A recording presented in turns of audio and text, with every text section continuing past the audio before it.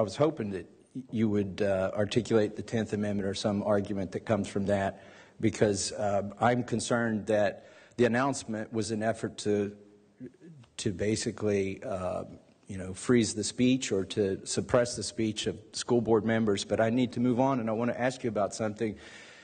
There's a concern that there were agents of the government or assets of the government present on January 5th and January 6th during the protests. And I've got some pictures that I want to show you, if the my staff could bring those to you. I'm going to put it out there. I'm probably going to go to jail for it, okay? Tomorrow, we need to go into the Capitol. Into the Capitol. I'm afraid I can't see that at all. It's the picture.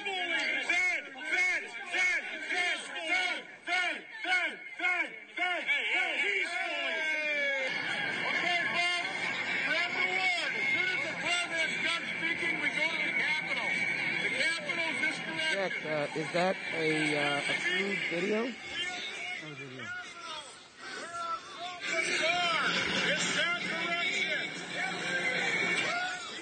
All right, you have those images there, and they're captioned. They were from January 5th and January 6th. As far as we can determine, the individual who was saying he'll probably go to jail, he'll probably be arrested, but but they need to go into the Capitol the next day, is then the next day directing people to the Capitol. And as far as we can find, this individual has not been charged with anything. You said this is one of the most sweeping investigations in history. Have you seen that video or those frames from that video? So as I said at the outset, one of the norms of the Justice Department is to not comment on impending investigations, and particularly not to comment about particular scenes or particular individuals. I was hoping today to give you an opportunity to put to rest the concerns that people have that there were federal agents or assets of the federal government present on January 5th and January 6th.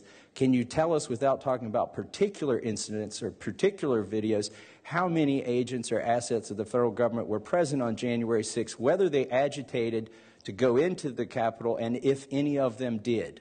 So I'm not going to violate this norm of the rule of law. I'm not going to comment on an investigation that's ongoing. Let me ask you about the vaccine mandate at the DOJ. Is it true that employees of the DOJ can apply for a religious exemption? The mandate, as I understand it, is a mandate which allows exceptions provided by law.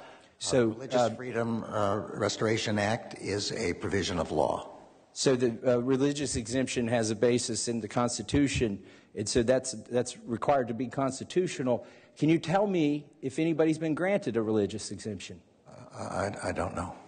So I believe that it's fraud. In fact, fraud to tell people that you're going to preserve their constitutional religious accommodations by telling they can apply for an exemption and then not allowing any of those exemptions. And I'm sad to see that you can't tell us that anybody's been granted an exemption. Ms. Dean.